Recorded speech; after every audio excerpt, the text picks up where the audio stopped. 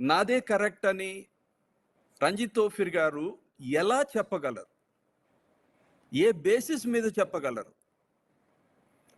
So ఆ basis అనే దాన్ని లేకుండా తనకు తానే అయితే నాశనం చేసుకుంటున్నాడు. ఎందుకంటే వాక్యంలో ఇవి లేవు.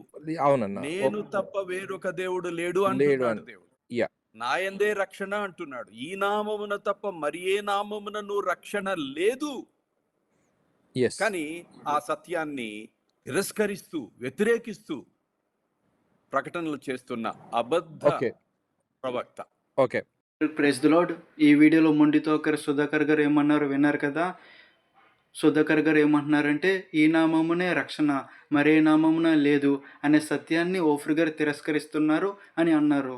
సుధాకర్ గారు ఓఫ్రి గారు ఏ వీడియోలో ఆ మాట చెప్పారో ఆ వీడియో చూపించండి. ఈ నామమునే రక్షణ మరే నామమున లేదు అనే మాటను ఓఫ్రి గారు తృణీకరించినట్లు ఏ పుస్తకంలో రాశారో ఏ వీడియోలో చెప్పారో ఆ వీడియో కూడా మాకు చూపించండి.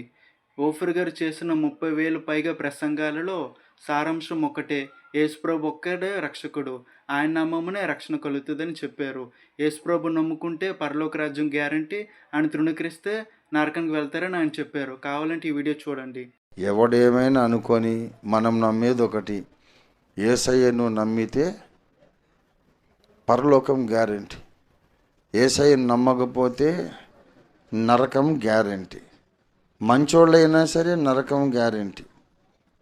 ఎంత కళాకారులైనా ప్రజాసేవకులైనా ఎంత మంచోళ్ళైనా యేసును నమ్మకపోతే నరకము గ్యారంటీ. ఎందుకంటే నీకున్న కళను బట్టి, టాలెంట్ను బట్టి, నీ పుణ్యకార్యాలను బట్టి, నువ్వు చేసిన ప్రజాసేవను బట్టి పరలోకానికి వెళ్ళలేవు. నీ కొరకు పరమాత్ముడు చిందించిన రక్తమును నువ్వు నమ్మకపోతే నీ పుణ్యకార్యాలన్నీ మురికి గుడ్డలతో సమానం. ఇది బైబిల్ చెబుతున్న వాస్తవం, మన విశ్వాసం. This is what we believe. Video వీక్షించారు కదా. వీడియోలో ఓఫ్రి గారు ఎంత క్లారిటీ చెప్పారు, యేసు నమ్ముకుంటే పరలోక రాజ్యం గ్యారంటీ అని. అలాగే ఓఫ్రి గారు బాప్తిస్మ ఇచ్చిన త్రియేక దేవుడైన ఏకనామమైన యేసు నామంలోనే ఆయన బాప్తిస్మ ఇస్తున్నారు. ఎందుకు? యేసు నమ్ముకుంటే పరలోక రాజ్యం వస్తుంది, యేసే పాపాలు క్షమిస్తాడు, యేసుప్రభు ఒక్కడే పరలోక రాజ్యం తీసుకువెళ్తాడు అనేది ఓఫ్రి గారు నమ్ముతున్నారు. యేసు నామంలోనూ మనకు రక్షణ ఉందని ఆయన ప్రకటిస్తున్నారు. అంతేగాని ఓఫ్రి గారు ఎప్పుడు కూడా యేసునామం కాకుండా ఇంకో నామంలో రక్షణ కలుగుతుందని ఎక్కడ కూడా చెప్పలేదు. సుధాకర్ గారు మీరు వీడియో చూపించండి. మీరు అన్నారు కదా ఈ నామమునే రక్షణ మరే నామమున కలదు అనేదాన్ని ఓఫ్రి గారు తిరస్కరించారని.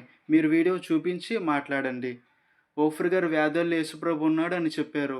ఎందుకు చెప్పారు? యేసుప్రభులో ఉన్న లక్షణాలు కొన్ని అందులో ఉన్నాయని చెప్పారు. అంతేగాని యేసుప్రభు కాకుండా ఇంకో రక్షకుడు ఉన్నాడని ఎక్కడ కూడా ఆయన చెప్పలేదు.